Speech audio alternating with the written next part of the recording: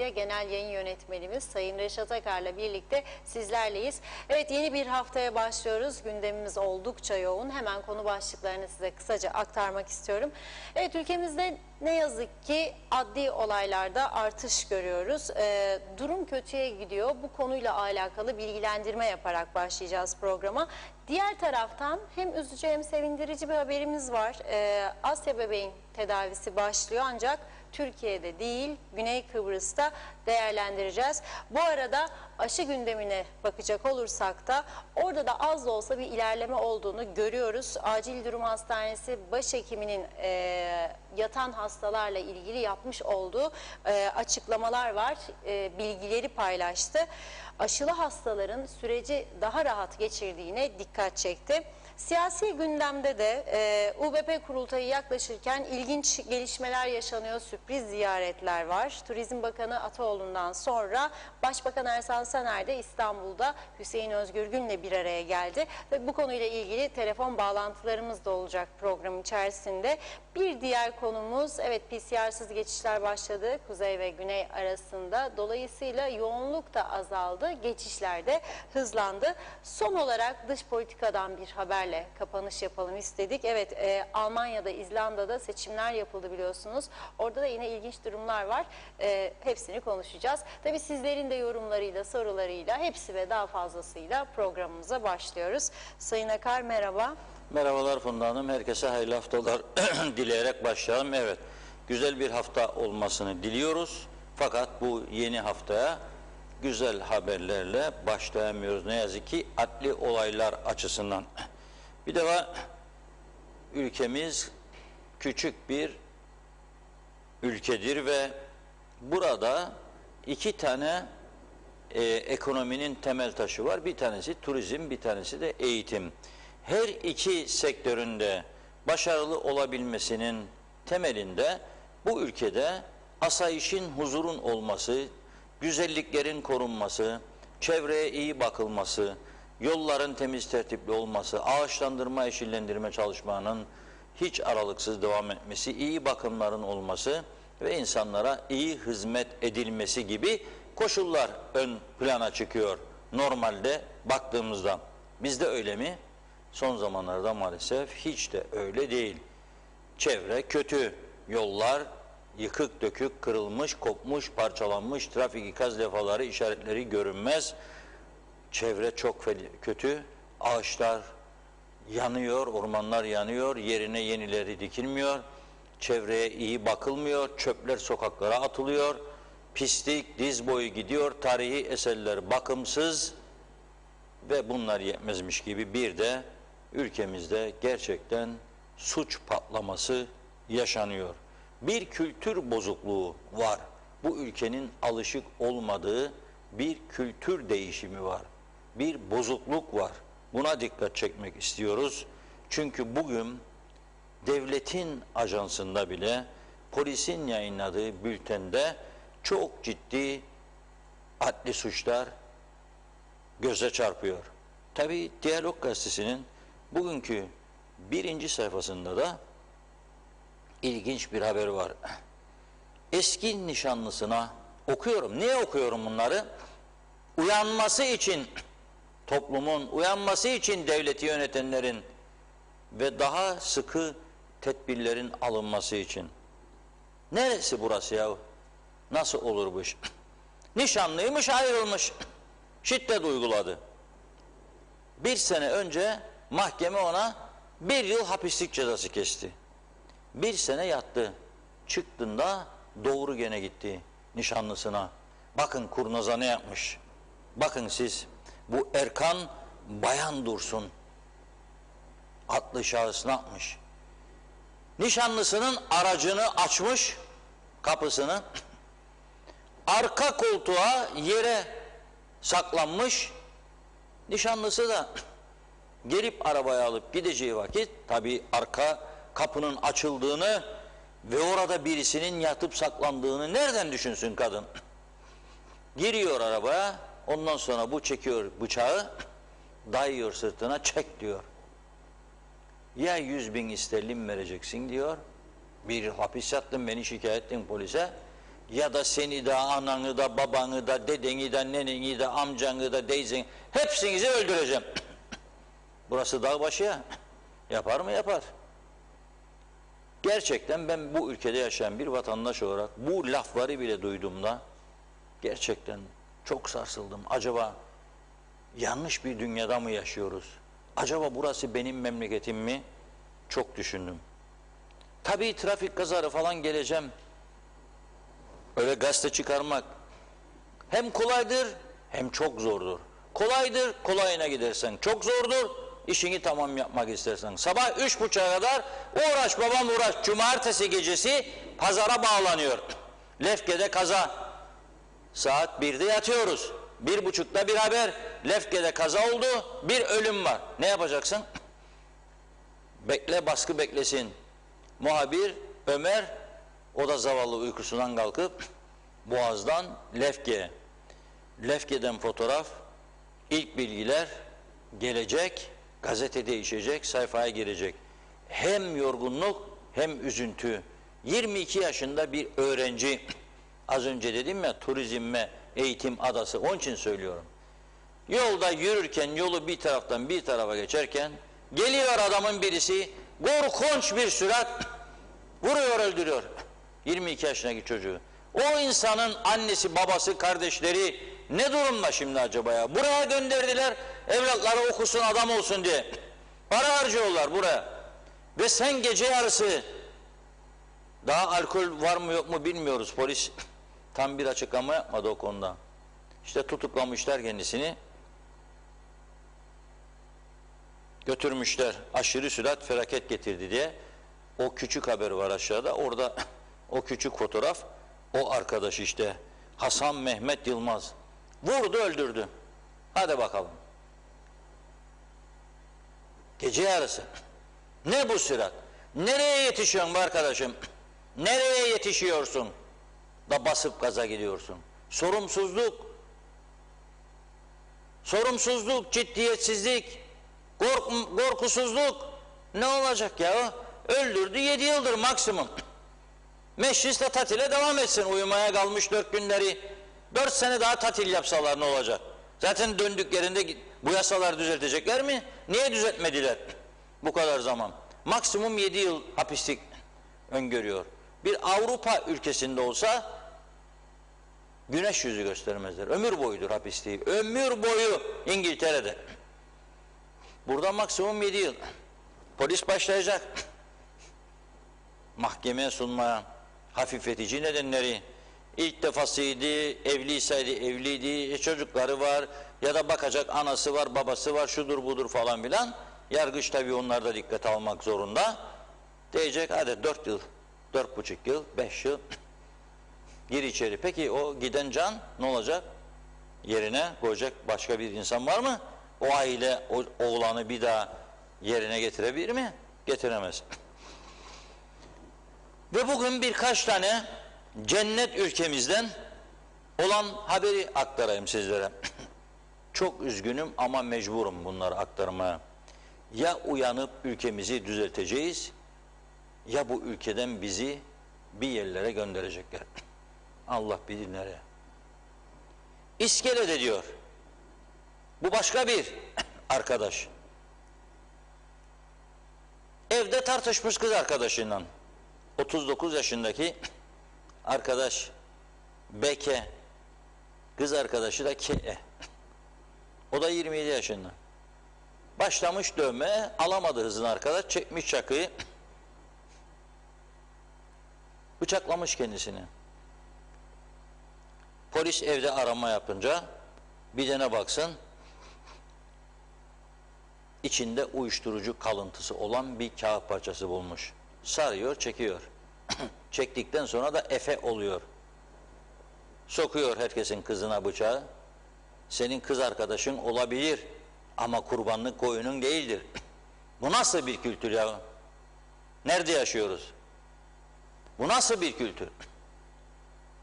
Bir de isterler Avrupalı olsunlar. Ne Avrupalı? Nasıl Avrupalı olacaksın?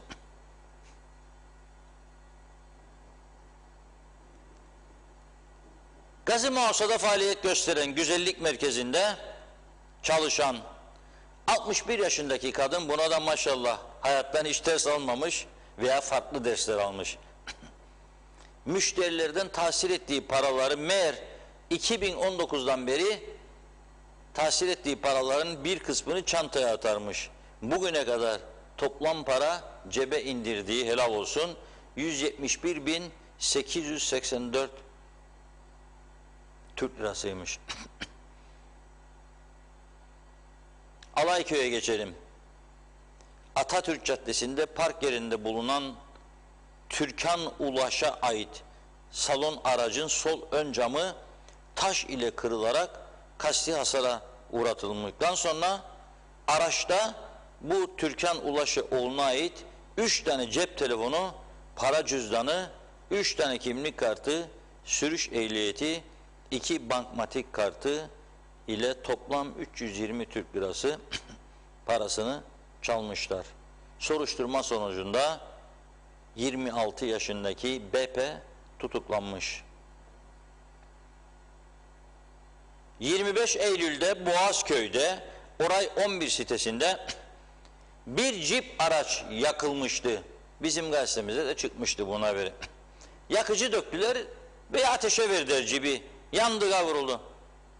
Meğer arkadaşlar sigortadan para almak için yapmışlar bunu. Kurnazlar. 2 kişi tutuklandı. Biri 55, diğeri 60 yaşında. Şimdi karakolda 3 gece, ondan sonra bakalım mahkeme ne karar verecek. Ve gider de gider. Daha mahkeme muhabirimiz gelmedi. Bakalım bugün neler getirecek. Kanunsuz avlamalar.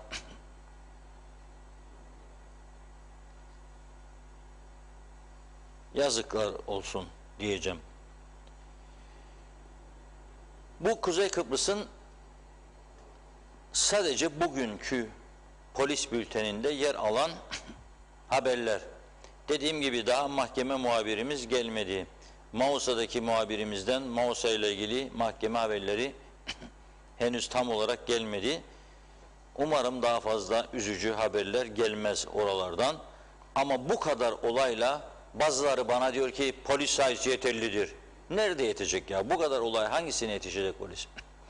Hangisine yetişecek, bu kadar olay yaşanıyor bu ülkede? Ve bu ekonomik kriz arttıkça bu ülkede böyle sigortadan koparayım para diye yakacak, ondan bilmem ne yapayım diye tehdit edecek ve bizleri üzmeye devam edecekler. Güzel bir şey değil. Çok üzücü bir durum. Bir üzücü ama sevindirici haber de Asya bebekle ilgili. Çok kampanyalar düzenlendi Kuzey Kıbrıs'ta, fakat bu bebeğin tedavisi için gerekli para bulunamadı. Sağlık Bakanlığı mafiş kurban dedi, para yok. Maliye Bakanlığı 13 milyon Türk lirası, yaklaşık 1,5 milyon dolar ilaç parasını bile bulup veremediği için kanser hastaları aylarca ilaçsız kaldı.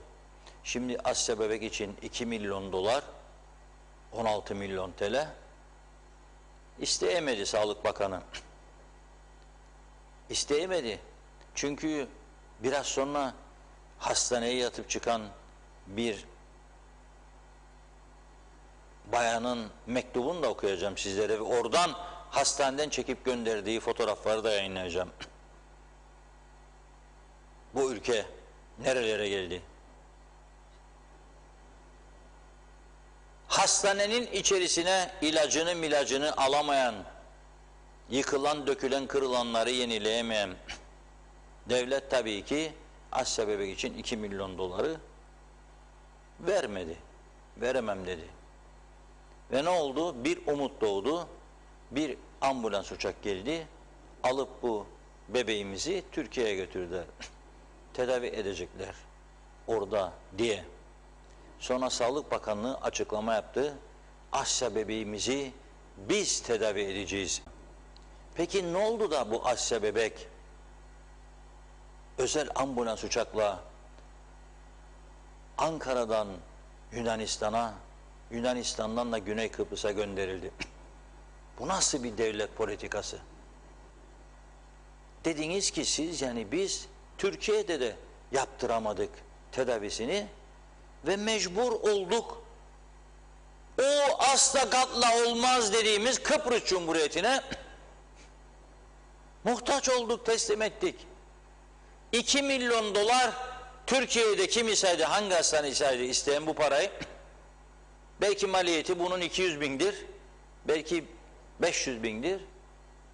Rum tarafı şimdi 2 milyon dolar da olsa maliyeti, belki hiç karsız olacaktı, 200 milyon dolarlık bir propaganda yapacak.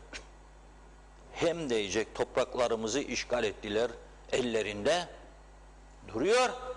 Satıyorlar mallarımızı bunlar. Şarköy'de geziyor cipler. 200 bin sterlinlik, 250 bin sterlinlik arabalarda. Ama bir bebeklerini tedavi edemiyorlar. Ve ben üstlendim bunu. Hadi bakalım, Avrupa Birliği'nde her yerde karşımızda. Hele de bu akşam Cumhurbaşkanı Tatar'ın Birleşmiş Milletler Genel Sekreterinin huzurunda Rum lideriyle yapacağı görüşmenin saatler öncesinde bunlar oluyor. Ve ben diyorum ki sadece, çünkü biliyorsunuz ülke ve genel şartları, acaba diyorum, soru işareti, aklı olan düşünsün. Acaba saatler önce bu görüşmeden ne düşünürsünüz? Benim düşündüğüm çok şeyler var ama burası şimdi konuşacağımız bir yer değil. Kendime saklıyorum bunu da.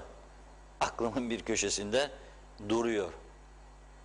Başından beri tahmin ettiklerime de hiç yanılmadığımı gösteriyor bana. Asya bebeğe acil şifalar diliyoruz. Az önce görüntüler, gördüklerimiz Kıbrıs'a, Güney Kıbrıs'a gelip Makarios Hastanesi'ne sevkini yansıtıyor. Bir umuttur. Herkesin evladı ve canı bir değerdir. Parayla ölçülmez. Yaşatabilme şansı varsa yaşatacaksın. Şimdi Güney Kıbrıs'ın fanatikleri demesi lazım değil mi ki? Yahu hem bütün evlerimizi, tarlalarımızı, topraklarımızı aldılar, işgal ettiler. Attılar bizi. 47 yıldır malım diyemiyorum. 2003 23 Nisan kapılar açıldığında diyor adam, gittim diyor Garmi'ye. Yol üstünde diyor, oh be dedim diyor. Hiç olmazsa benim arazi, onlar tarla diye tutuyordu, boş kaldı diye sevindim diyor Rum arkadaş bana o dönem.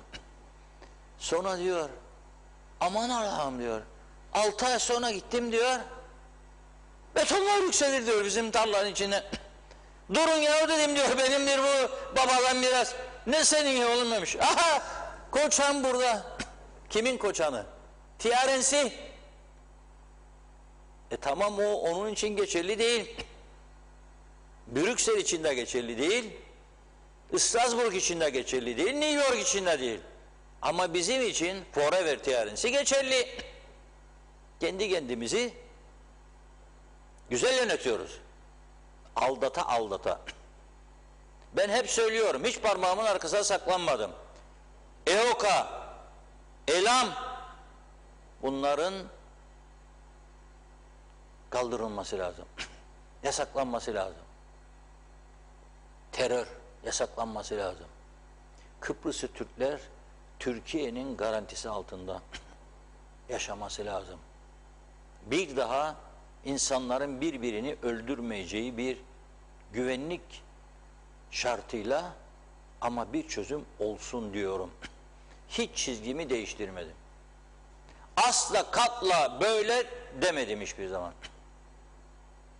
Ve bir gün bunun olacağını da defalarca söyledim. İstesek de istemesek de. Coğrafya nasıl değişiyor? Bakın etrafımızda. Büyük güçler şekillendiriyor. Ha, bize de bu kadar zaman şans verdiler. Neden şans verdiler? Haklıydık. Gözlerinin önünde oldu. İngiliz'i de silahla kan akıtarak kovdular. Bizi de aynı şekilde 63'ten sonra kovmaya çalıştılar. Gördükleri için de bize hak verdiler. Hak verdikleri için de 20 Temmuz 74'e engel olmadılar. Kissinger raporlarını falan okuyun. Amerika izin verdi bu müdahaleye veya göz yumdu. Çünkü bize hak verdikleri için. Ama bize demediler. Satın adamların bütün mallarını, atın cebinize paraları. Yaptık, sistem bizi buna yöneltti. Şimdi artık geç oldu. Nasıl dönebiliriz bu zararın üstünden? Anlaşmayla, takasla ve tazminatla. Hadi tazminatı ödeyelim. Bu yüce meclisimiz bir yasayı geçirmediği vergi değişikliğiyle ilgili ve o yüzden tazminatları da ödeyemedik. O yüzden 6800 dosyayı beklettik. Taşınmaz mal komisyonunda neticelendiremedik. Elimizde tuttuğumuz malları Türkleştirmesini bilemedik. Şimdi 38-39 toprak tuttuğumuz söyleniyor. Tapulu mülkümüz ne kadar güneyde ve kuzeyde? 15, 15,5, 16. 39. Aradaki fark nasıl olacak? Çok ciddi sorunlar bizi ileride bekliyor olacak. Ama konu şu anda Asya bebek. Nasıl olur bu?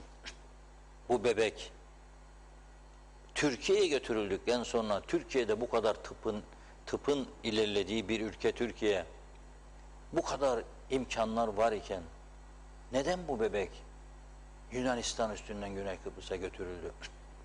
Bu ciddi bir olay. Çok ciddi bir gelişme. Sağlık Bakanlığımızın bu konuda halkımızı tatmin edici açıklamalar yapmasını bekliyoruz. Ben şahsen bir Kıbrıslı Türk olarak ve yıllarca ulusal davayı savunan birisi olarak çok üzüldüm. İnanılmaz bir üzüntü içerisindeyim. Evet, çok gördüm.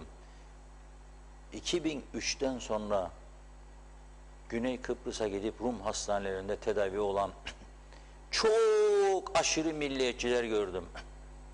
Yadırgamadım. İnsan hayatıdır. Burada bulamıyorsa çaresini oraya gitmesi normaldir dedim. Hepimiz gidiyoruz zaman zaman. Ama bu durum farklı bir durum. Tuncay Muslu Hanım, Allah iyiliğini versin, bana gönderdi resimleri, yazıyı ama sosyal medyada paylaştığı için, açık açık adını da verdiği için ben de adını gizleme ihtiyacı duymadım. Sağlıkla başladık, devam edelim. 24 Eylül'de diyor, Burhan Nalbandoğlu'nda belimden ameliyat oldum. Dahiliye ve nöroşiroloji bölümünde hemşireler zorluklar içerisinde görevlerini güler yüz ve sabırla yerine getiriyorlar. Doktorlarımız mükemmel. Hepsine, tüm hastalar ve kendim adına çok teşekkür ediyorum. Ayrıca oda arkadaşlarımla da kendilerine iyi olmaları için çok dua ettik. Fakat hiç kusura bakmasın siyasiler. Çok ahımızı aldılar diyor. Yazıklar olsun diyor. Hem gözleri kör hem kulakları sağır. Bu halkın isyanı hiç duymuyorlar. Ara sıra koltuklarından kalkıp idare ettikleri yerleri denetleme zahmetine katlansınlar. İhaleyi verdikleri temizlik şirketini ve yemek şirketini denetlesinler. Bu hastaneyi kaderine terk ettiklerini ve ameliyat öncesi sabaha kadar uyuyamayacak duruma geldiğimiz, penceresi kırık, sandalyesi kırık ayaklarımızı karıncalar yemiş vaziyette kah ağlayarak kah arkadaşlarla ameliyattan vazgeçip evimize kaçmayı düşünerek sabaha bekledik diyor. Ve o moralle ameliyata girdik. Evet, görüyorsunuz hastanenin iç kısımlarını. Tabii 200 bin sterlinlik araba kullanıyoruz. 120-150 bin sterlinlik arabalar kullanıyoruz. Vergi listelerinde de 1500. sıralarda 2000, 3000, 4000 no money diyor. Money yoksa nasıl 150 bin ya arkadaşım? Ve arada birilerinde koyuyorlar bize moral bozucu bir şeyler yazsınlar. Ne çummuş biz bunları söylüyormuşuk. Kimmişik? Kimliğimiz belli. Gazeteci kimliğimiz var. Biz söylemeyeceğiz de kim söyleyecek bunları? Ben diyorum ki herkes de olsun. 20'şer araba olsun. Aman hastanemiz de böyle olmasın yahu. Yollar da böyle olmasın. Ayıptır bize. Bastı mı gaza gider 200 kilometre basıyorsun yolda, havanı atıyorsun ama o yollar nasıldır? Nasıl düzelecek o yollar? Her gün insanlar ölüyor. Hastanelere işte bir şekilde düşüyoruz hepimiz.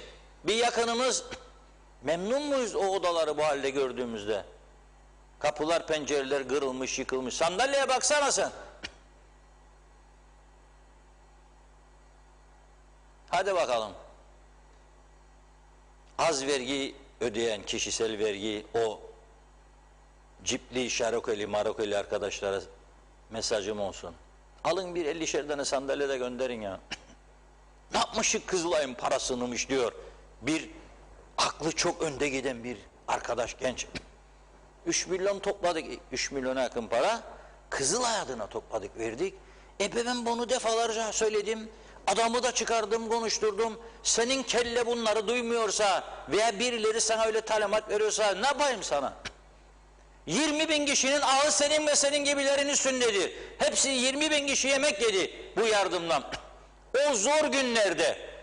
Ve bu hastaneleri koyuyoruz ya şimdi. Bütün ada çapındaki hastanelerin acil yardım servislerinin yataklarını bu kampanya aldı be.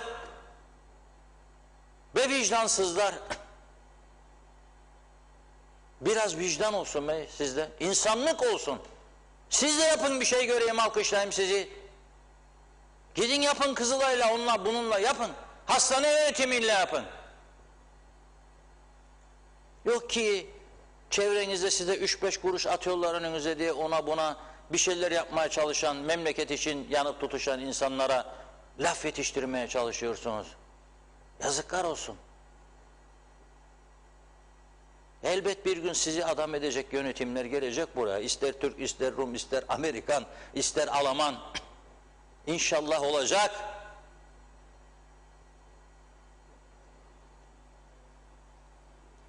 Evet, vicdanlı, halkını düşünen siyasiler istiyoruz diyor. Tunca Hanım'ın bu sözüyle kapatıyorum. Hastanenin iş durumunu da gözlerinizle gördünüz. Sağlık Bakanı ne yapacak? Para yok, pul yok, maliye vermiyor. Bak şimdi, geçen haftalarda yayınladım. Gücenmesin 13. maaş bekleyenler. Benim yakınlarım da var bekleyen 13. maaşı. Ama sen bu pandemi sürecinde, hele geçen sene ne verdin be kardeşim bu parayı? 500 milyon, neler yapmazdın, bütün hastaneler yenilenirdi ya. Ve şimdi 500 daha vermeye hazırlanıyorsun. Bankalar çatır çatır gözünün önüne sokuyor ilanı. 13. maaşınız bizden diyor. Ne kefil diyor, ne bilmem ne, gel imzaya at. Ve yolluyor maliye şimdiden forumları, vatandaş da gidiyor zorda 13'ü alacak diyor. Ya alamayanlar, alamayacak olanlar, bu hastaneye düşenler, bu yollarda ölenler kimsenin umurunda değil. Helal olsun. Helal olsun. Söyleyecek başka söz bulamıyorum. Helal olsun. Evet, buyurun. Mesajlara başlayalım o zaman. Funda Hanım, Evet. başlayalım. Çok teşekkür ederim. Ama şimdi bir su içeceğim, sakinleşeceğim, merak etmeyin. Asya bebeğe çok üzüldüğüm için. Evet. Evet, hızlıca başlayayım ben de. En başında iyi yayınlar dilekleriniz için çok teşekkür ediyorum hepinize. Ayşan Dern'in mesajını görüyorum ilk. Ani ölümleri sormuş. Acaba aşılar mı? Aydınlatır mısınız bizi diyor. Ali Yusuf, kim koydu bize bu ismi? Cennet ülke, yanlış dediler. Kovboy ülke. Betül Kazımoğlu, Reşat Bey lütfen artık cennet ülkemiz demekten vazgeçin. Burası cennet değil, tam bir cehennemdir diyor o da. İzzet Kahraman, hani Türkiye her şeyi verirdi, ne oldu bir çocuğumuza bakamadı demiş. Ben 1980 yılında söyledim hayır gelmez diye diyor. Evet. Tema Yavaş Londra'dan selamlar, iyi yayınlar diledi. Teşekkür ediyoruz. Benzinsiz Londra'dan. Sayar Eker selamlar. İtalya mafyası olamadık ama Türk mafyası olarak dünyayı ters giydirdik. Yücel Barbaros, bu memleketin bu duruma düşmesi, bu nasıl kültür dememizin nedeni önümüze geleni hiç araştırmadan vatandaş yapılması ve para ülkeye gelsin diye nasıl kimden gelirse gelsin politikasının sürdürülmesidir dedi. Şahidoğlu sağlıklı yayınlar. İnanın olaylar artarak devam edecektir Reşat Bey. Bugünleri çok arayacağız. Nazime Nalbant, iyi yayınlar, iyi güzel bir haftanızın olmasını dilerim. Herkese, sevdiklerime de Londra'dan güzel Kıbrıs'ıma selamlar, sevgiler. Çok isterdim iyi haberler bize verebilseydiniz. İnanın duyduklarımız bizleri üzüyor. Neler oluyor? Bir taraftan Covid'le bir taraftan şiddet, pahalılık, kazalar. Bu küçücük olan adamımızda böyle şeyler olmazdı, duymazdık. Allah'ım daha beterinden saklasın. Üzgünüm. Olan vatandaşı oluyor. Gidişatlar hiç iyi değil. Neler oluyor? İçimizde merhamet, sevgi, saygı, birlik, beraberlik olsun. Yapmayın lütfen. Sevgiler dedi Nazime Hanım da. Salih Çeto, yazıklar olsun bu devlete Reşat Bey. Evet, Yunus Gildir iyi yayınlar diliyor o da. Natalya Dede de. Mehmet İnancı da hoş vakitler değerli dostlarım dedi. Hasan Çevik, Asya bebeğin ayıbı, utancı. Bu dönemdeki ülkeyi yönettiğini zannedenlerin yakasına kara bir leke, bir mühür olarak yakalarına yapışmıştır. En üst makamdan en alt makama kadar umurlarında mı? Hiç sanmam dedi. Kemal Gözay, Reşat Bey yollarımız bu kadar araba sığmaz. Daha da galeriler araba dolu. Benim görüşüm 15-20 sene ithal izinlerini durdursunlar ta ki alt geçit, üst geçit onlar yapılsın.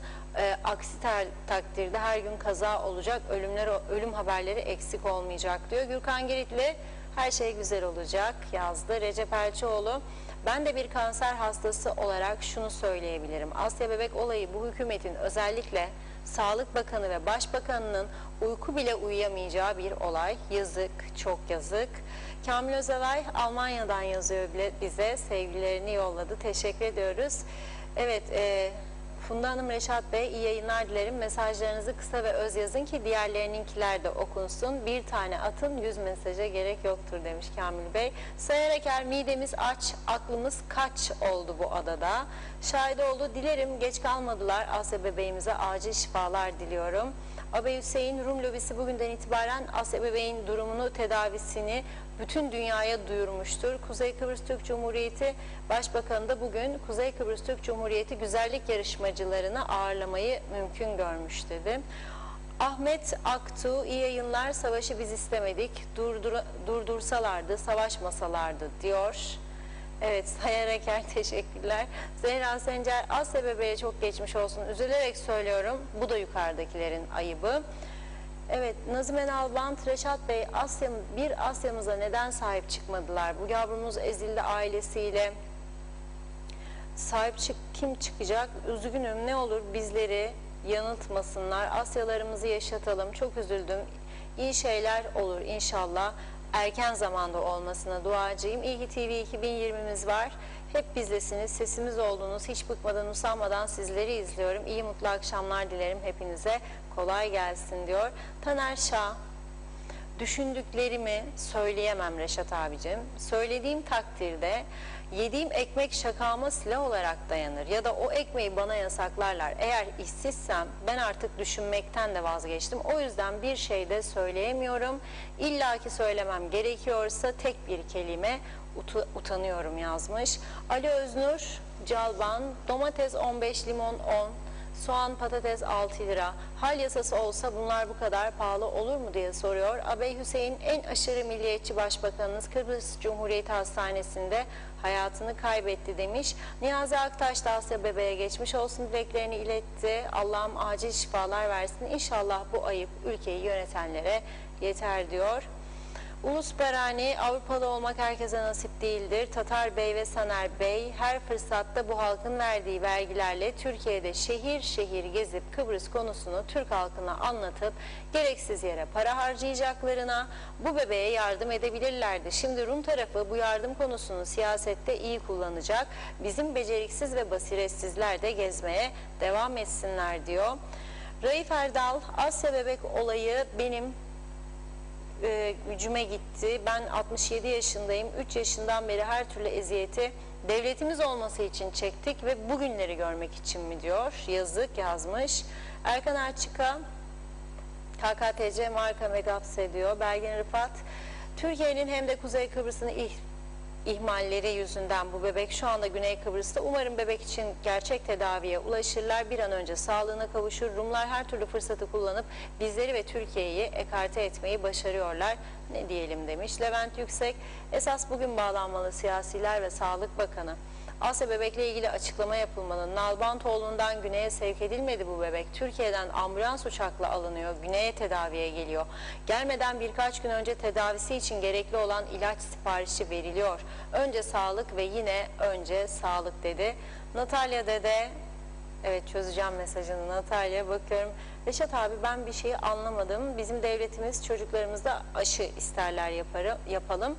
Gittim oğlumla diyor, ikinci doz için uzattılar bana bir kağıt uzattılar, bilgilerini istemişler. Ama diyor o şirkette kimlik numara okudum, diyor ki ya netki gösterirse biz devlet ve şirket sorumlu değiliz diyor. Ben de imzalayamadım demiş, Allah korusun diyor. Bu kadar. Necdet Mavi Gözlü, Kuzey Kıbrıs Birleşik Afrika Pakistan Cumhuriyeti'nden iyi günler, iyi haftalar diledi. Evet Funda Hanım, Reşat Bey, küçük bir çocuğun tedavisini bile yapamayan bir devlet nasıl iki ayrı devlet olmaktan bahsediyor, anlamış değilim. İki ayrı bir devlet, acaba bizim neyimize? İki ayrı devleti bırakın, köy bile değiliz, yazıklar olsun. Çağatay Doluner, bir Kıbrıslı Türk olduğumdan utanıyorum dedi, o da büyük harflerle. Belgin Rıfat, eminim sizin birey olarak duyduğunuz üzüntüyü onlar duymuyor yazmış. İsmet Özel, Sağlık Bakanlığı, Bakanlar Kurulu, Başbakan, Cumhurbaşkanı açıklama yapmalı. Neden Kıbrıs Cumhuriyeti'nde Asya bebek dedi o da. Evet, Sayar Aker, Reşat Akar Atatürk Cumhuriyeti madalyasına layıktır yazmış. Mehmet İnancı, selam Reşat Bey, ülkenin çivisi çıktı. Neydi belirsiz kişi veya kişiler, umrunuz olmasın, kıskananlar çatlasın diyorum, iyi yayınlar diledi. Fatoş Şah da iyi yayınlar diliyor. Bir damla çocuğa sahip çıkmadınız yazmış o da. Gülsen Amber, Güney Kıbrıs yetkilileri Asya bebeği bu önemli günde kendi hastanelerine artı puan yazdırmak için Güney Kıbrıs'a getirdiler. Bunun başka izahı yoktur diyor. Ali Özgünel, bizi yıllarca Moskova'ya yolladılar diyor. Vatan haini ilan ederlerse bu beceriksizler yazmış. İyi yayınlar dilerim. Veli Avunç, Sayın Reşat Bey, bu hükümet aç mı kaldı? Öğrenciden, okula giden lise öğrencisinden de test için 90 TL para istiyor diyor. Evet, Mehmet Gigi Evre'de, sakin ol Reşat abi, bunlardan bir şey olmaz demiş. Mehmet İnancı, Reşat Bey, sizce meclis açılışında yeterli sayıya ulaşılabilecek mi diye soruyor. Belgin Rıfat, tabii ki Rumlar tüm yaptığı her şeyi sırf politik arenada Türklerin puan kaybetmesi içindir demiş. Fatoş Şah, halkımız istediği gibi yönetilir diyor. Metin Erdem, evet helal adam gibi adam derim ben size Reşat Bey, ama gelmiş geçmiş en ıskarta hükümet derim diyor. Reşat Bey, sizi takdir ediyorum, seviliyorsunuz yazmış Metin Bey. Vedat Özkan, iyi akşamlar diledi. Yine kötü haberler ön planda. Ankara'da üniversite öğrencileri yurt bulamıyor. Kiralar yüksek. KKTC öğrencileri için çalışmalar var mı diye sordu Vedat Bey. Evet, Fatoş Şah, teşekkürler. Kıbrıs Cumhuriyeti yazmış. Barış Göktaş, evet. Sakinleştiririm.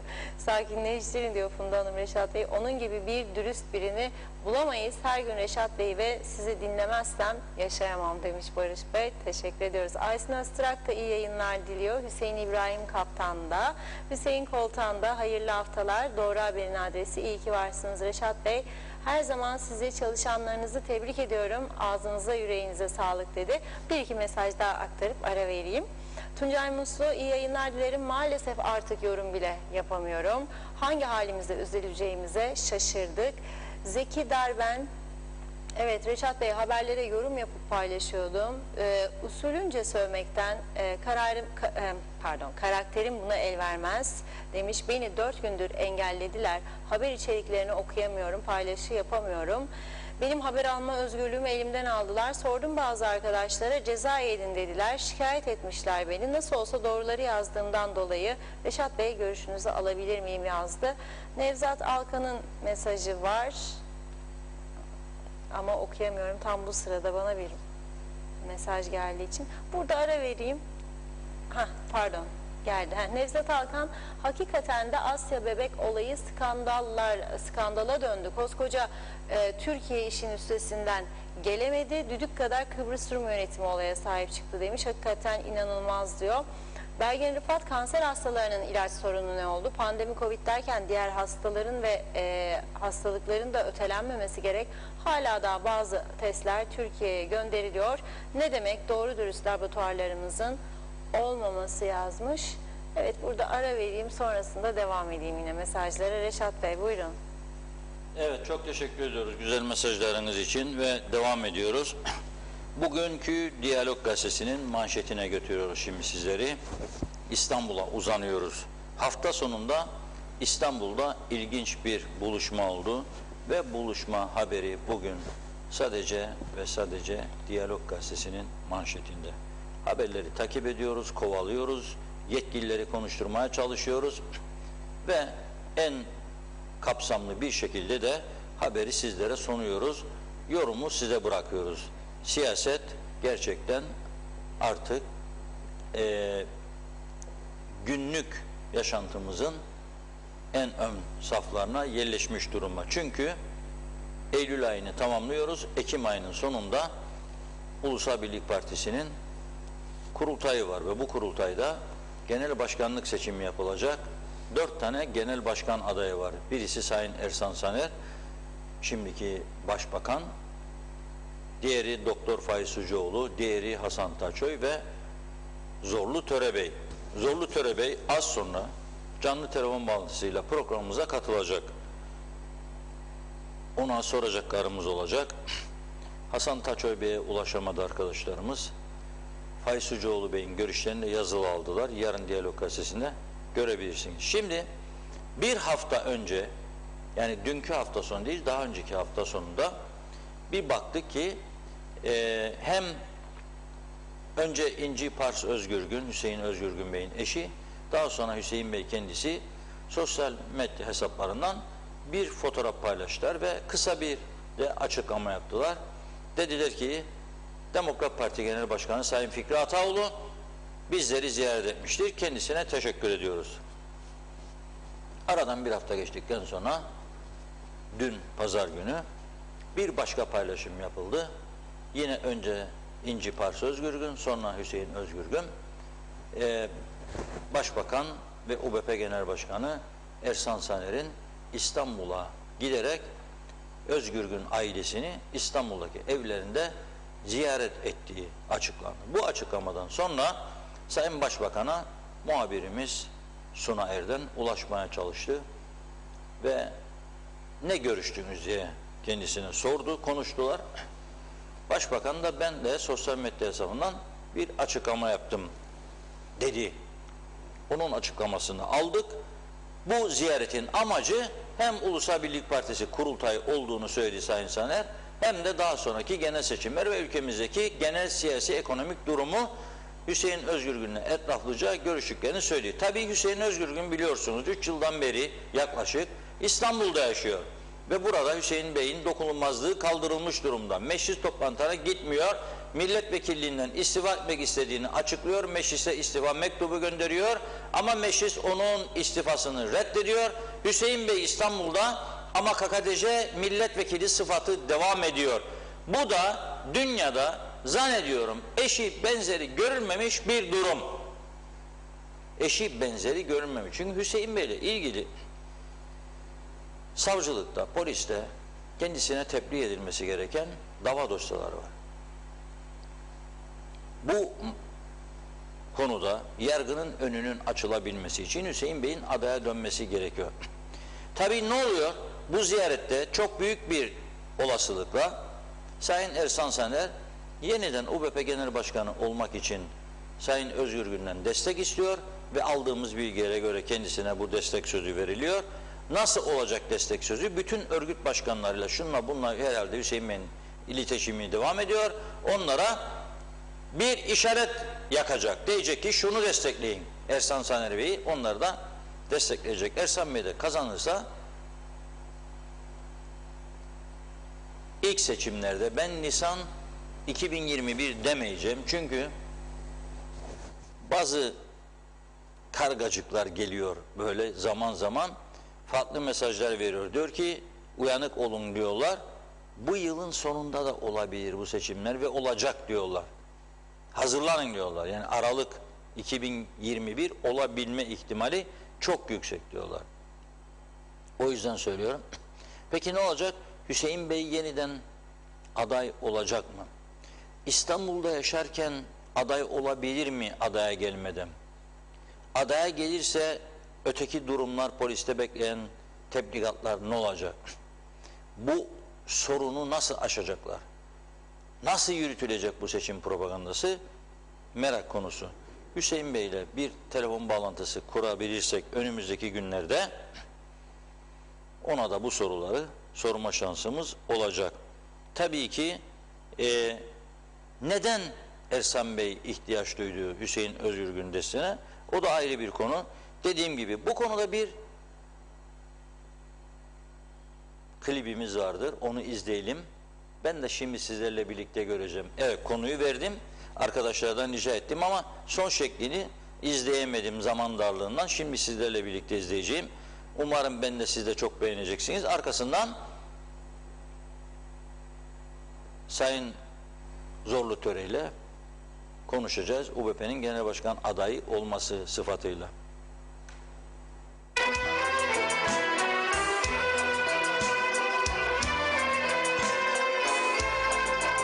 Elbet bir gün buluşacağız. Bu böyle yarım kalmayacak. İkimizin de saçları ak. Öyle durup bakışacağız. Elbet bir gün buluşacağız. Bu böyle yarım kalmayacak. Elbet bir gün buluşacağız. Bu böyle yarım kalmayacak. Ne zaman kavuşacağız.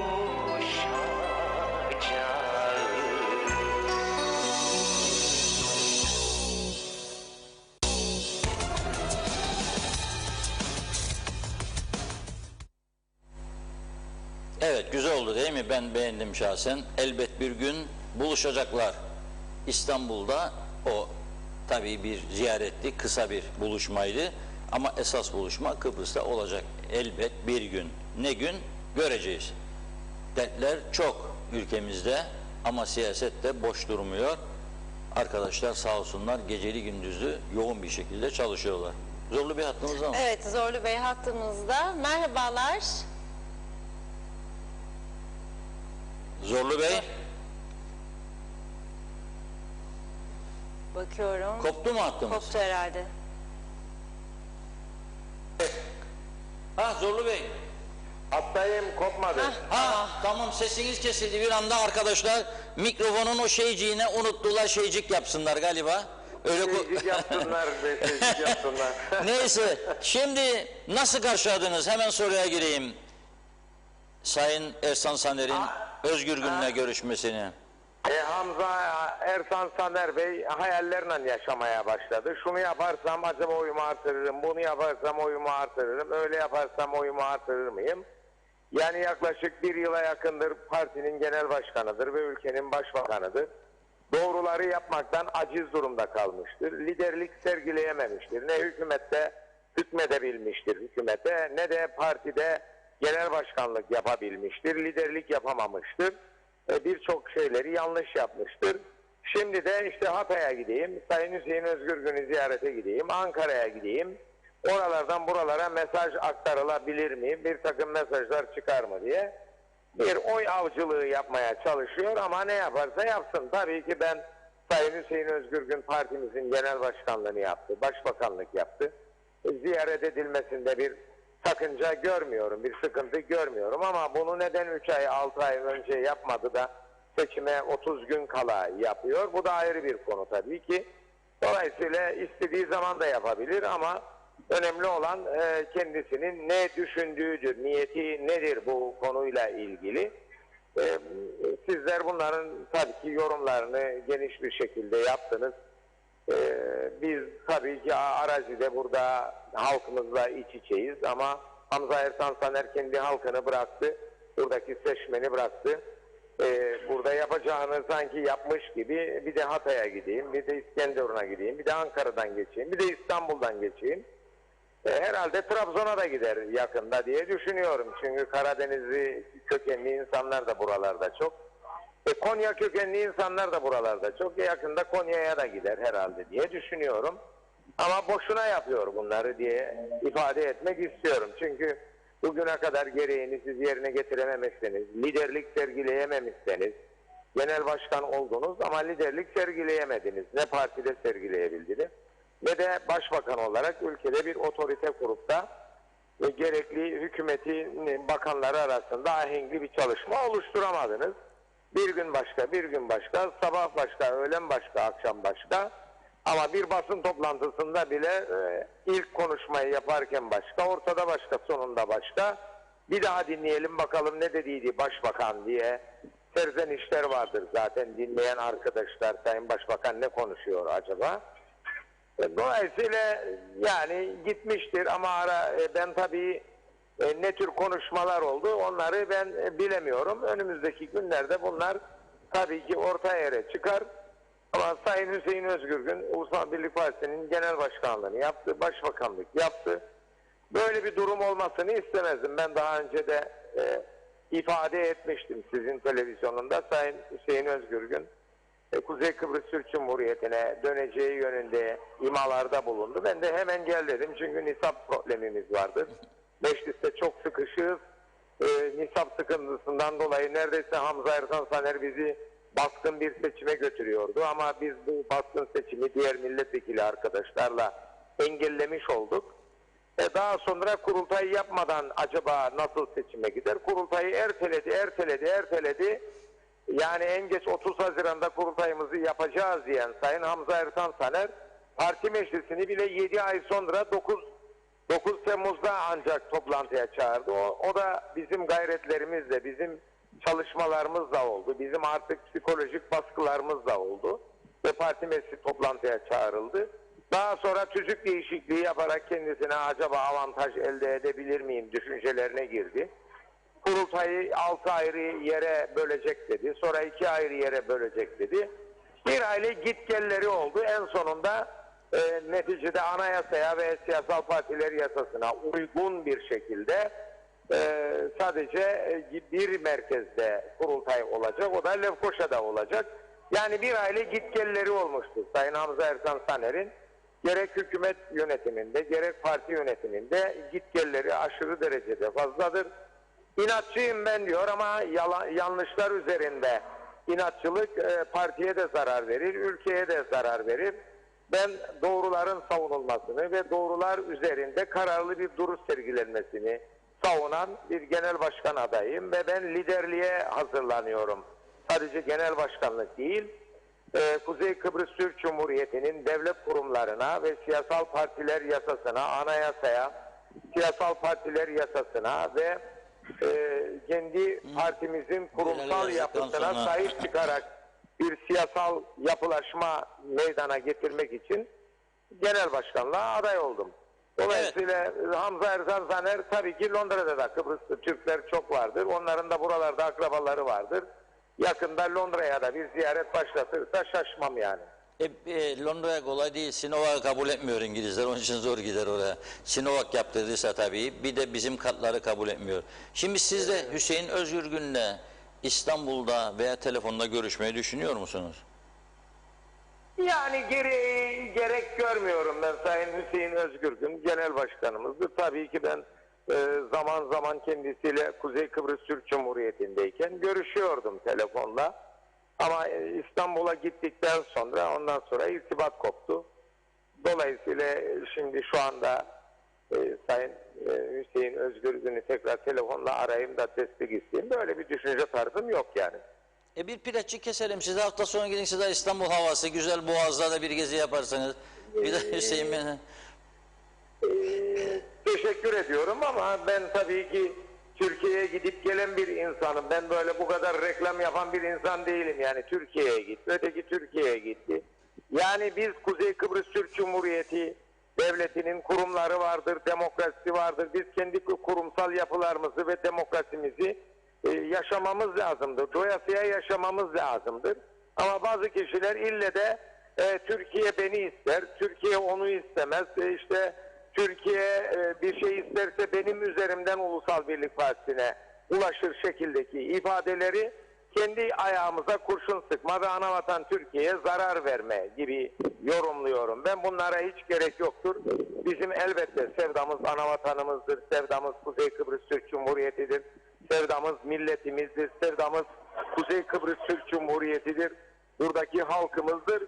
Dolayısıyla biz halkımızla bu demokrasiyi burada parti içerisinde üyelerimizle birlikte irademizi orta yere koyup genel başkanımızı seçmeliyiz. Ama dikkat ediyorum bazı adaylar ille de anavatan Türkiye'nin ismini karıştırmaya çalışıyorlar. Bunlar hoş şeyler değildir. Hüseyin Özgürgün Bey'in adaya gelip seçimlere katılacağı konuşuluyor mu partinizde tekrardan yoksa? Bu soruları çok soranlar oldu bize. Tabii ki Sayın Hüseyin Özgürgün gelebilirim, gelmeyebilirim, olabilir, olmayabilir şeklinde açıklamalar. Yani kapıyı ne tam kapatıyor ne kapıyı tam açıyor. Gelip gelmeyeceği belli değil yani şu anda. Ama gelip tabii ki seçim ve halk oylaması yasası el verirse aday olmasına tabii ki gelip aday olabilir. Tabii ki kendi tercihidir bu. Bunları da zaman içerisinde göreceğiz. Yani biz gelirse seviniriz. Kuzey Kıbrıs Türk Cumhuriyeti'ne geri dönerse Sayın Hüseyin Özgürgün seviniriz. Hatta gelip katılsa şimdi mesela 1 Ekim'de Cumhuriyet Meclisi açılacak. Nisap problemi olur mu olmaz mı çeşitli sorular var, tartışmalar vardır. Yani gelip Nisap'a da destek verse ve bizimle beraber burada olsa çok da mutlu oluruz. Nisap sağlanamazsa mecliste sürekli böyle 1 hafta 2 hafta o zaman bu seçimlerin Nisan 2021 yerine yıl sonunda yapılmasına siz UBP başkanı olsanız da olmasanız da bir milletvekili olarak bir siyasetçi olarak nasıl bakarsınız? Olabilir Yani mi?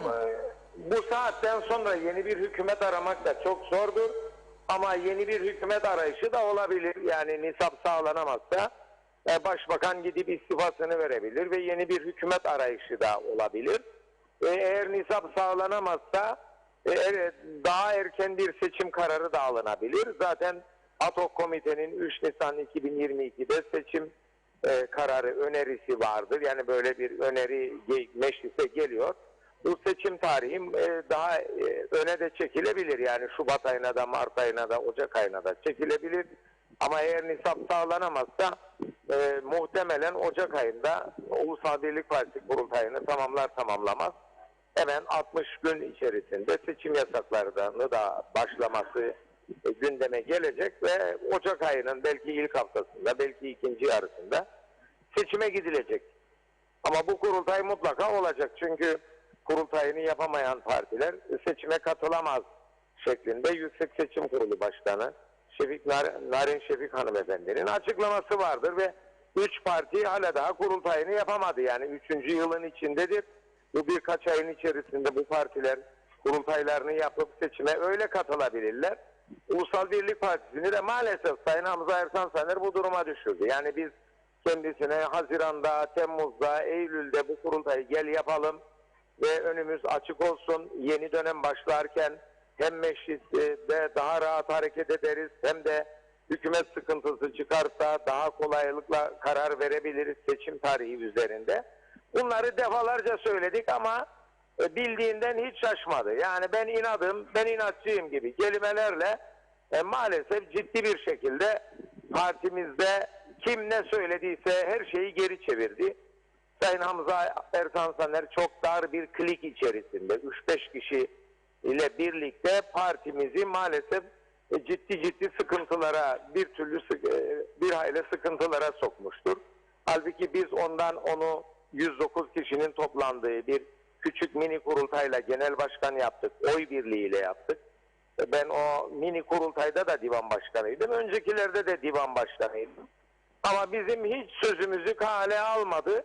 Kendisi nasıl buraya gelir de burada kalırım, madem ki bana verdiniz bu kurultayda bu görevi, küçük kurultayla, madem ki bu iki arkadaş adaylıktan çekildi de bana şans doğdu, ben bu şansımı daha da devam ettirmek istiyorum. Bırakın beni partinin başında kalayım, karşıma çıkmayın gibi bir tavırlar sergilemeye başladı. Ama baktık ki yani olacak gibi değil. Mutlaka karşısında adaylar vardır. Bu defa da başka yöntemlerle acaba kurultayı kendi lehime nasıl çeviririm hesaplarını yapmıştır, yapmaktadır ve bence durmadan da duvara toslamaktadır. Peki, çok teşekkür ediyoruz Orlu Bey, sağ olun. Ben teşekkür ederim. Sizlere başarılar diliyoruz, sağ olun, Çok var olun. teşekkür ederim, sağ olun. Evet, tabii çok mesaj var biliyorum. Funda Hanım sancı çekiyor ama seçimlerden konuşmuşken soğutmadan, çünkü 2 tane iş konumuz daha var. Bugün kapılarda yeni bir uygulama başladı. 2, bir hafta önce Diyalog Gazetesi'nin manşetinde yer alan haber, bugün devlet ajansı tarafından da servis edildi. Yani orada da kazaların çokluğuna dikkat çekiliyor. Bu 2 konuyu da konuşacağız. Ama seçimlerden, siyasetten konuşmuşken konuyu soğutmayalım, kesmeyelim diyorum. Ve hafta sonunda yapılan Almanya seçimlerine, dün yapılan, gidelim bir kısaca. 16 yıl sonra Almanya'nın başbakanlık görevini 16 yıl süreyle sürdüren Angela Merkel nihayet siyasete veda ediyor. Her şeyin bir sonu vardır. Zaten bir öncekinde de halkın onu çok zorlaması sonucunda görev talebinde bulunmuştu ve gerçekten de 16 yıllık sürede hem ülkesine hem de Avrupa Birliği'ne çok büyük katkılar oldu Merkel'in. Türkiye ile ilişkileri de en düzgün şekilde götürmeye çalıştı. Avrupa Birliği içerisinde Türkiye aleyhindeki Türkiye düşmanlarına fırsat tanımadı. Türkiye'ye farklı bir şekilde bir dost olarak yaklaştı. Bu seçimlerde ama en fazla oyunu kim artırdı biliyor musunuz? Tamam, kabul ediyorum. Sosyal Demokrat Parti en fazla oyu aldı. 25.7. Muhafazakar Hristiyan Birlik Partileri ise %24.1 aldı. Ama oyunu en fazla artıran parti oylarını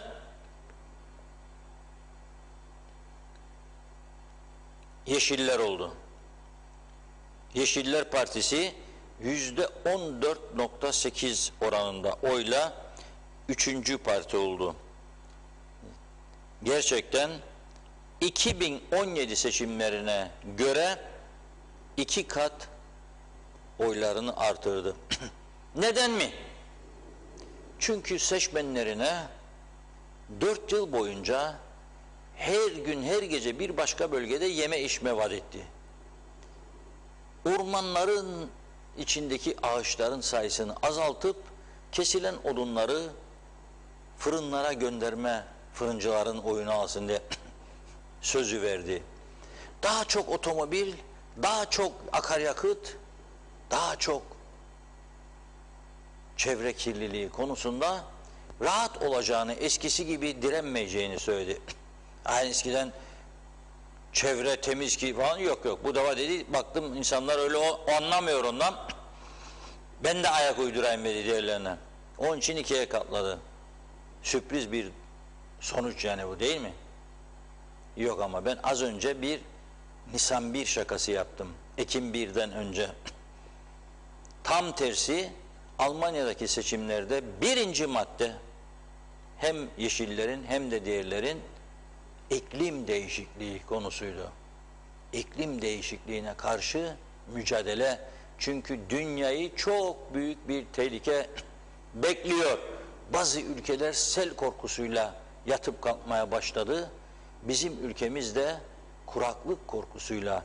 Meteoroloji Dairesi müdürümüz dedi ki bu sene çiftçilerimiz sevinemeyecek, üzülecekler çünkü yağışlar çok geç gelecek ve yeterli olmayacak. Ekimlerin ihtiyaç duyduğu dönemde yağış olmayacak dedi ve bizi de daha fazla endişelendirdi.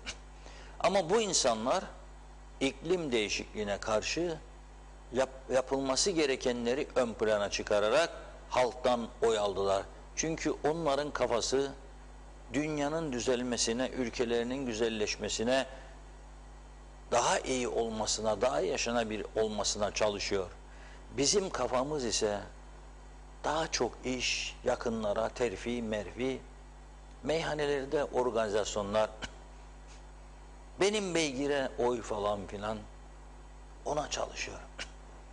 O yüzden de biz asla ve katla bu kafalarla, bu düşüncelerle hiçbir zaman ileri gidemeyiz. Bugüne kadar gördüklerimiz de çok başarılı bir süreçtir diye kendi kendimize teşekkür edeceğiz. Dün Diyalog Gazetesi'nin ön sayfasında yayınladığımız bir haber vardı. İzlanda'ya geçeceğim şimdi de. Hani diyeceksiniz ki İzlanda nereye, Kıbrıs nereye, ama söylemek zorundayım çünkü çok benzerliklerimiz var. Mesela nüfus açısından. Bizde 380 binmiş derler, onlarda da 378 binmiş. Yani çok benzer tarafımız nüfus olaraktır. Ama diğer yönleri de konuşalım. Dünkü Diyalog Gazetesi'nin ön sayfasına bir haber koyduk. Nereden aldık haberi? Rum basınından. Ne yazıyordu Rum basını? Diyordu ki yeni bir pile yaratılacak. Pazar günüydü. Gazete okuma alışkanlığını daha çok dairelerde sürdürenler için söylüyorum. Çünkü onlar dışarıdan 4 lira verip almadılarsa üzgünüm, çok haber kaçırıyorlar. 4 kişi sadece. Çoğu insan almıyor. Dairede varsa elden ele gezip okuyor veya kahvehanede. Neyse. Bereket versin, bizim çok iyi bir dağıtım ağımız var. Çok iyi okuyucumuz var. Okuyan insanların sayısı oldukça fazla. Ama gene de okumayanlar için anlatmak istiyorum. Diyor ki bir Amerikan şirketi, bakınız Amerika'dan geliyor buraya, ikinci pile yaratacakmış. Neden? Çünkü adayı gelip gezmişler. Bunlar yatırım yapan bir şirket. Değişik ülkelere, gelişmekte olan, gelişecek olan, umut vaat eden ülkelere yatırım yapıyorlar. Kıbrıs'ta bir AB üyesi, aynı zamanda bir de çözüm olursa patlayacak diye düşünüyorlar. Burada hayat şartları yükselecek, fiyatlar yükselecek, iyi para kazanacaklar. Ne yapmışlar? Baktılar, gördüler ki Pile'de en fazla gelişen bir yer, sahil kısmına yönelmişler. 150 dönüm arazi oradan satın alarak projelerini Rum hükümetine sunmuşlar. Ne için? 220 tane daire yapacak biz buraya dediler. Tatil yapmak isteyenler ya kiralayacak uzun vadeli ya satın alacaklar. Şimdi bizde 30 dönüm arazi satıldığında görüyorum bazen sosyal medyada, böyle topraklar gidiyor bu altımızdan, yabancılara peşkeş, Ruslar, Yahudiler, İsrailler geldi aldı gidiyor, mahvolduk, bittik. Kaldı ki topraklarımız dediğimizde, hele İskele bölgesinde gelen tepkilerde, bizim değil zaten. Para mı verdik, kuruş mu verdik ya İskele bölgesi? Karpas sahilleri. No money, no takatak. Biz vermedik, kuruş bulduk. Satıyoruz, kazanıyoruz. Şarokeler, marokeler. Ne güzel de söylemiş bizim arkadaşa bir tanesi. Sen benim demiş kim olduğumu biliyor musun demiş. Ben demiş öyle herkesle konuşacak bir iş adamı değilim. Çok zamanım dar falan. Vay be dedim. Yahu sen bir de bu Rum arazileri olmasaydı o bölgelerde binlerce dönüm gittiğiniz sen nerede olurdun acaba dedim arkadaş bana gelip söyleyince. Yapmayın böyle ya. 40 dervişiz, birbirimizi bilmişiz. Sonunda taşlar yerine oturacak bir gün. Üzüleceksiniz. Evet. Şimdi bu delirdi, bu Rumlarda Amerikalılara veriyor topraklarını ya 150 dönüm. Da apartman dairesi yapsan satsın. Yani Hacı Bavlo'nun, Baba Dobullo'nun, Andreas'ın aklı yoktur, yapsın da satsın da Amerikalılar. 150 milyon euro getiriyor kendilerine oraya. Sıcak para. Çalışacak işçiler yerli. Müteahhitler falan filan oralara elektrik malzemesi satacaklar. Mefruşat satacaklar. Halılar, malılar. İnşaat malzemeleri. Para gelecek, ülkeye ihtiyaçları vardır. Gitmez, merak etmeyin de. Kimse söküp alamaz götürsün binaları. O bina bu ülkededir. Oturduğumuz yerlere sahip çıkalım da sonra bakalım neler oluyor gidiyor. Geçen hafta Cuma günü yayınladık size Lefkoşa surlar içinde. Asırlardır bizim olan evleri. Eski Türk evleri. Ne yaptık? Yıkılmaya yüz tuttu. Girne'deki Türk mahallesi aynen öyle. Oturduğumuz yerlere sahip çıkalım. Gerisi no problem. Şimdi tabii bu İzlanda'yla çok benzerliklerimiz var. Dedim ya size. Onlar 378 bin civarında. İşte bizim de 380 bin olduğumuz söylenir. Nüfus olarak. Bilmem hatırlar mısınız? Ekonomik kriz çıktığında global kriz. İzlanda bankaları topluca batmış. Binlerce İngiliz'in mevduatlarını da o bankalarda yok etmiş. Ve komple ada hükümet kararıyla satışa çıkarılmıştı. Komple tüm ada. Varsa biri parayı bastıracak alsın diye. İyi ki satmadılar veya satılmadı. Şu anda dünyanın en refah ülkelerinden biri diyeyim oldu bu İzlanda. Fert başına düşen milli gelir 58 bin dolar. Bizim 8 bin dolar ise iyi 10 bin dolar ama ben inanmıyorum. 8-9 bin dolar bizim. İşte ayrıldığımız nokta bu. 1. 2. Görüyorsunuz bayan var, bayan konuşan. İlk defa kadınların erkekleri geçtiği bir parlamento çıktı son seçimlerde. 63 sandalyesi varmış meclisin. 33'ü kadın oldu, 30'u da erkek. Hadi bakalım. Erkekler bundan sonra mutfağa girecek galiba. Öyle izliyorum ben Avrupa ülkelerinde. Yemek pişirecekler. Sosis falan çok severler, yaparlar. Yumurta kırarlar, onu da severler. Kadınlar da parlamentoda çalışacak, siyaset yapacak. Memleket yönetecekler. Ona doğru gidiyor. Tam da bizim meclisi hatırladım. Bir de kabinemize baktım. Bir tane bayan var, Allah'a şükürler olsun. Ve bu ülkeye de selam olsun diyorum. 63 milletvekilinin 33 tanesi kadın. Kadınların zaferi İzlanda'nın son seçimlerinde ortaya çıkan tablo. Buyurun Funda Hanım. Evet, tamam. Sizin de zaferiniz demek. Yani kadınlar kazanıyor. İnşallah bir gün Kıbrıs'ta da ve Türkiye'de de, ama kaç senesinde bilemem. Yani 2021'de, 3021'de belki inşallah diyeyim 1000 yıl sonra. İnşallah belki çocuklarımız görür. Onların torunlarının torunları. Belki onlar görürler. Evet. Evet. Yanlış hatırlamıyorsam Vedat Özkan'da kalmıştım mesajı. Cumhurbaşkanı demiş Amerika'da geziyor. Bazı vekiller Türkiye'de geziyor. Meclis tatil, içme suyu, sulama suyu, çevre yolları, maliye açığı, kapatma Türkiye'den, marketler zengin olmaya devam. Asya bebeğe bizler sahip çıkamadık. Çok üzücü bir durum. Hasan Yalınca yıllardır kanser hastaları Güney Kıbrıs'ta tedavi görür. Sanırım diyaliz hastalarında da yüzlercesi imkanı olan öğrenciler de Güney Kıbrıs'ta eğitim alıyorlar diyor ve binlerce Kıbrıslı Türk de Güney'de çalışıp ekmek parası kazanır ve son olarak da Asya bebeğimiz de sağlığına Güney Kıbrıs'ta çare arıyor. Tüm bunlardan sonra söylenecek ne kalır ki yazdı. Tijen Soyler, iyi yayınlar. Funda Hanım, Reşat Bey, Asya bebeğe acil şifalar diliyorum. Çok sevindim. Reşat Bey'den ricam çok sinirlenmesin, kendine bir şey olmasın. O bize lazım. Sizleri çok seviyoruz.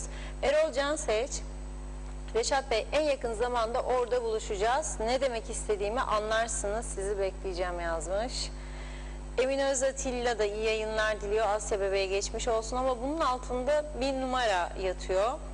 Burada aracılık yapanlar belli ki Türkiye'yi kötülemek için yaptılar bunu. Başka bir şey değil demiş. Bizim devletimiz zengin devlet değil, yardımla ayakta. Bizi Rumlara karşı daha düşük seviyede göstermektir amaç diyor.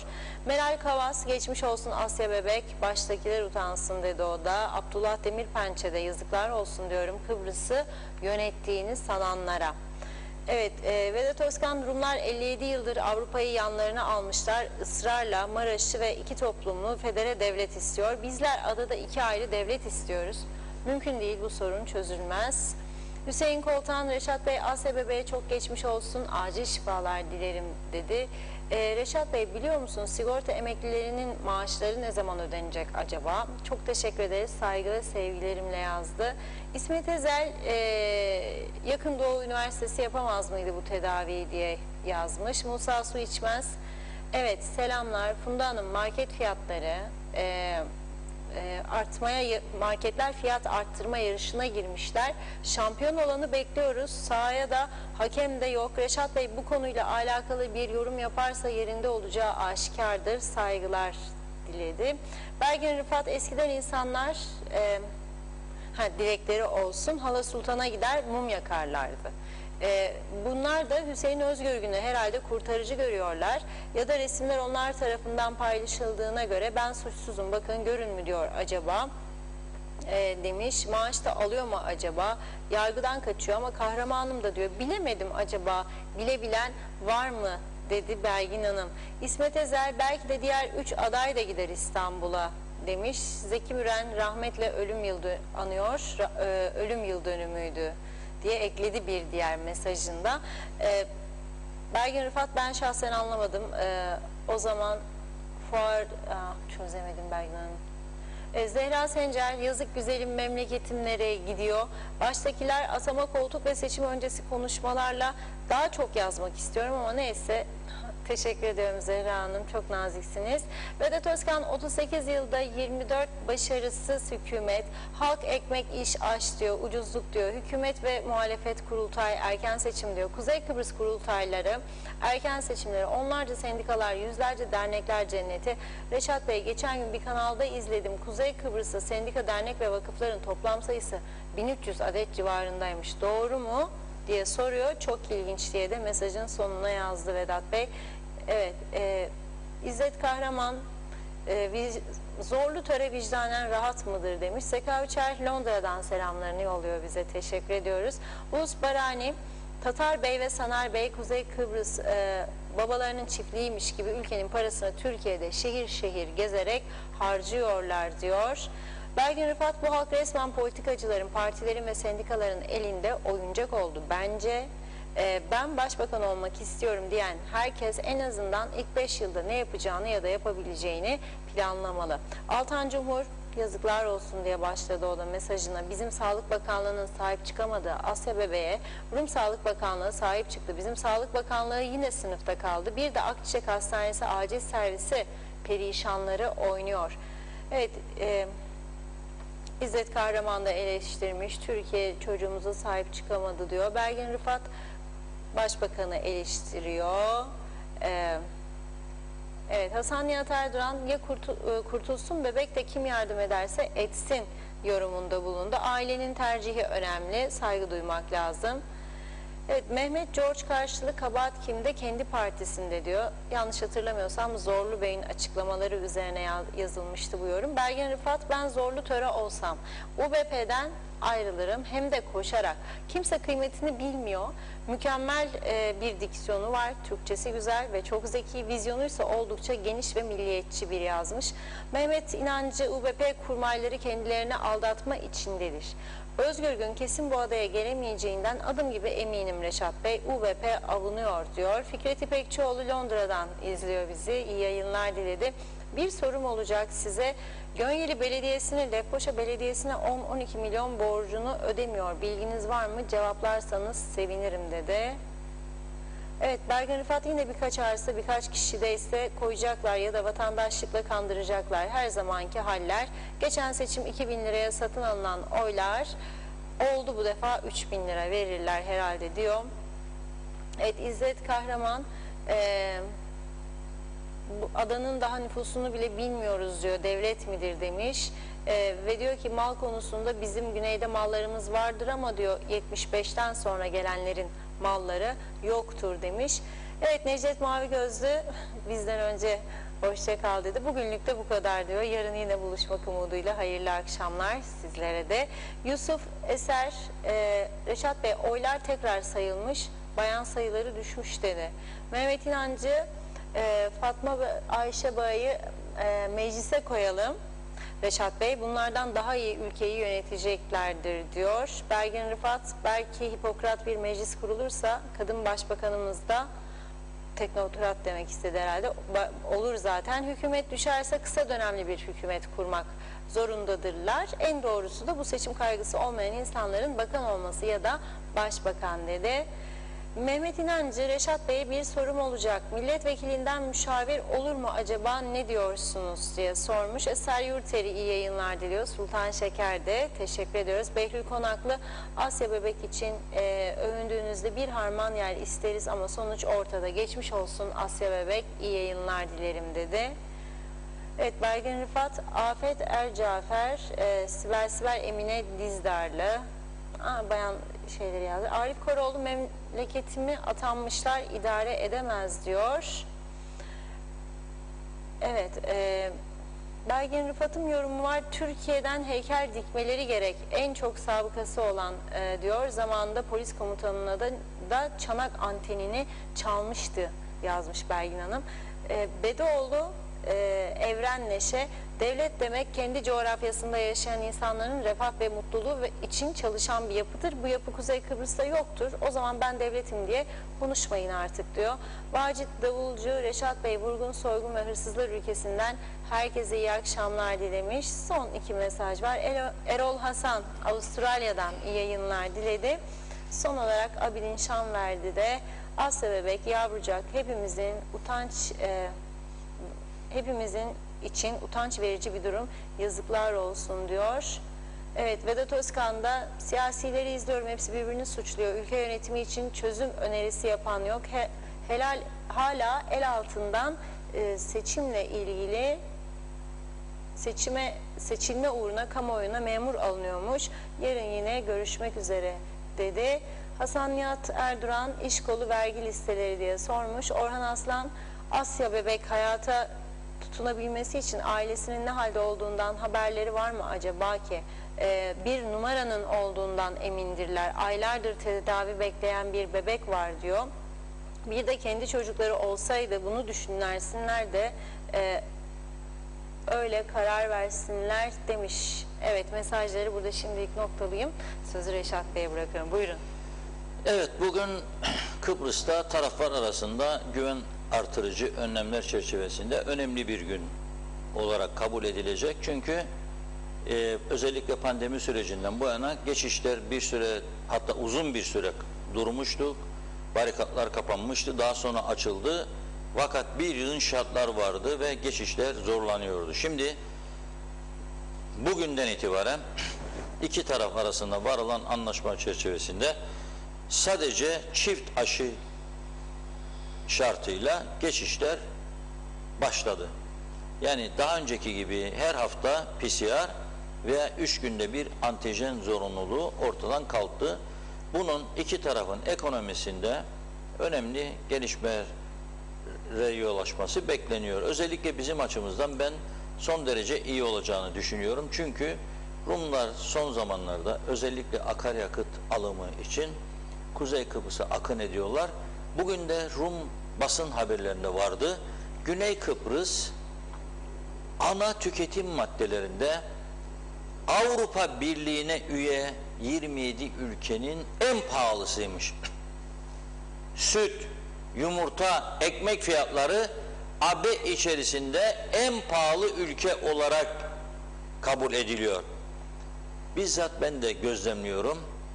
Hele son haftalarda biz domates 9 lira, 8 lira, 10 lira çıktı diye tepki gösterirken orada en ucuz domates fiyatı 3,5-4 lira.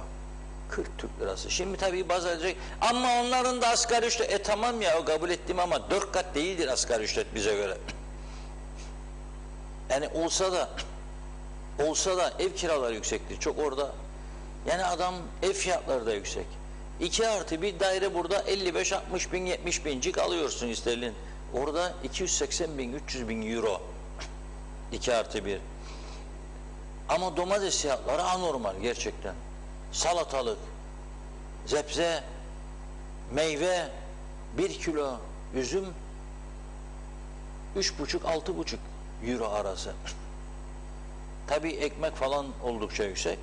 Dolayısıyla şimdi bu kapılardan geçişler böyle kolaylaşınca benzini koyan adam dönerken bakkalda durup 2 tane de ekmek alır, o buton ekmekler bizim 2,5 lira galiba en fazla. Sigarasını da alır. Sigara yarı yarıya daha ucuz bizde. Ve çeker gider. O yüzden yararı olacağını düşünüyorum. Arkadaşlarımız bugün oralardan gidip görüntüleri aldılar.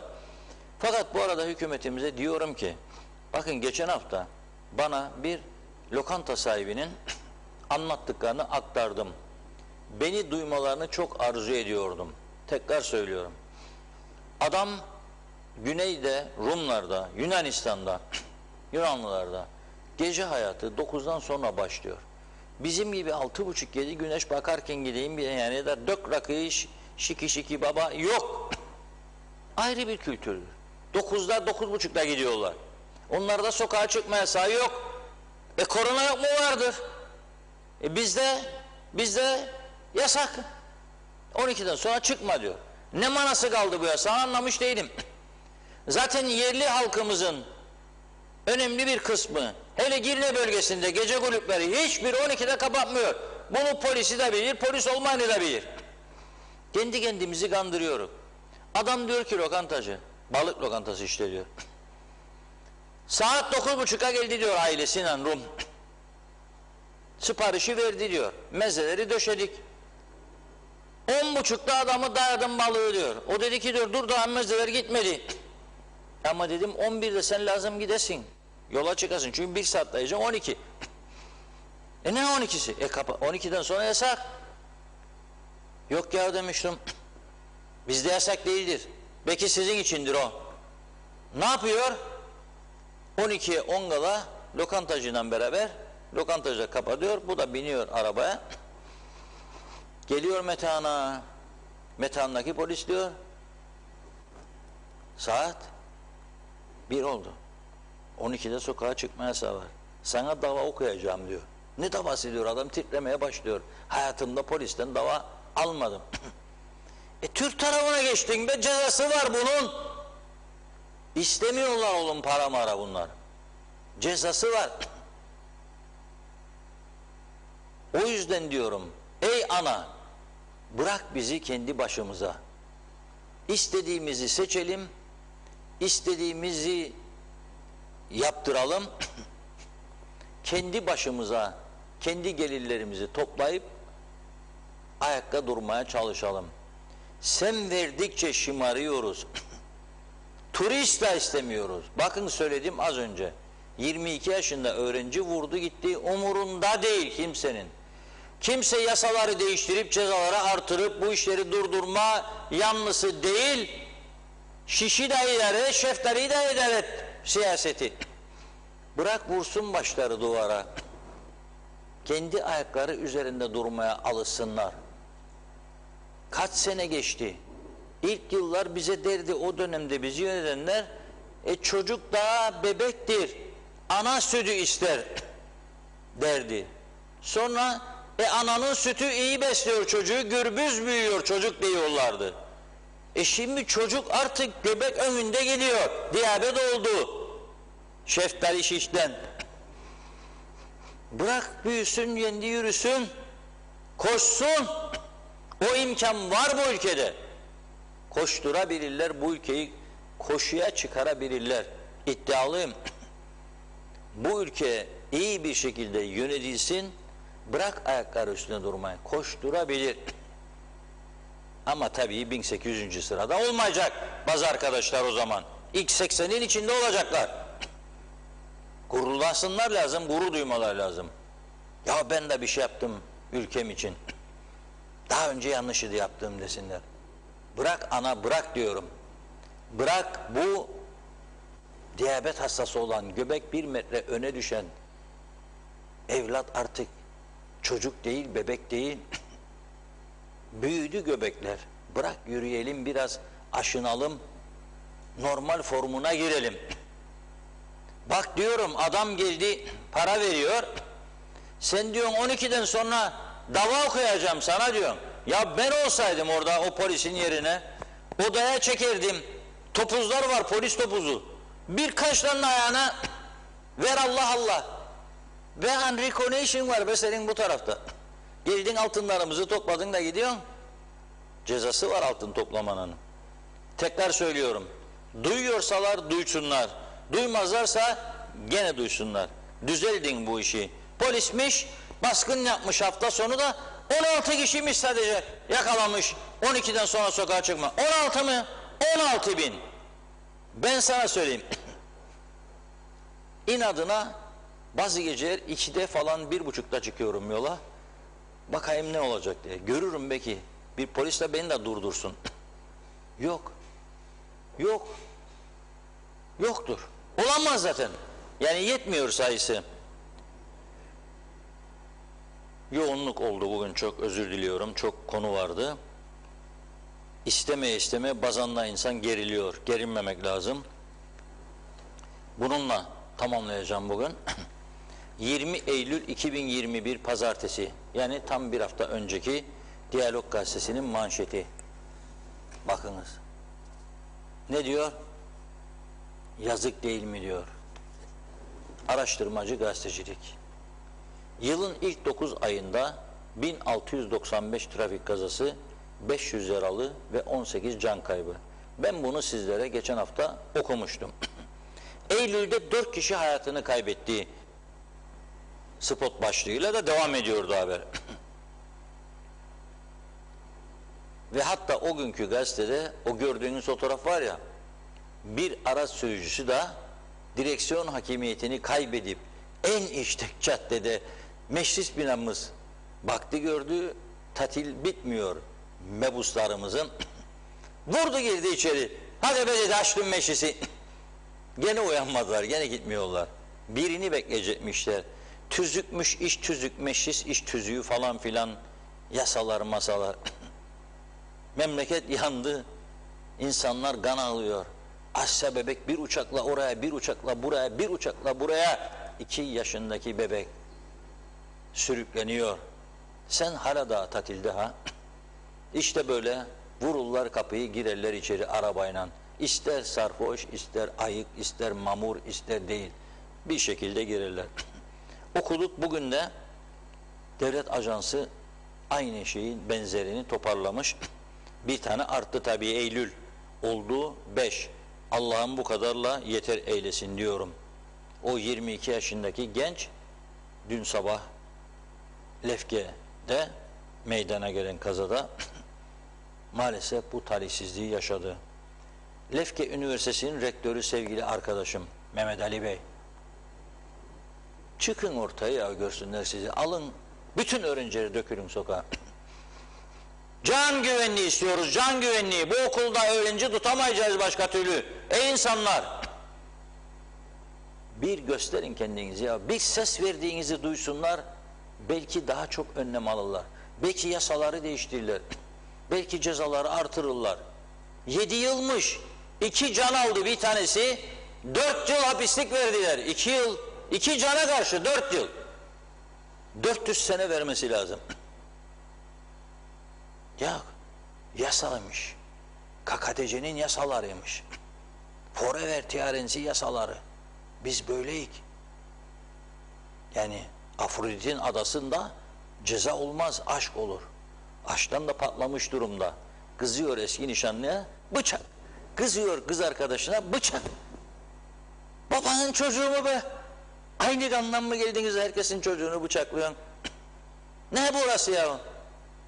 Ve sen hala da yasalar diyor. Tüzükler diyor, iş tüzük. Yapma ya bunu Allah aşkına. Yapmayın. Evet, bugün bu kadarla noktalayalım. Bizler de size teşekkür ederim Sağ olun. değerli yorumlarınız için. Sevgili izleyenlerimiz, bugünlük Gündem Özel programımızın sonuna geldik. Ben tabii birazdan ana haber bülteninde sizlerle birlikte olacağım. Yeniden görüşünceye dek hoşça kalın diyoruz.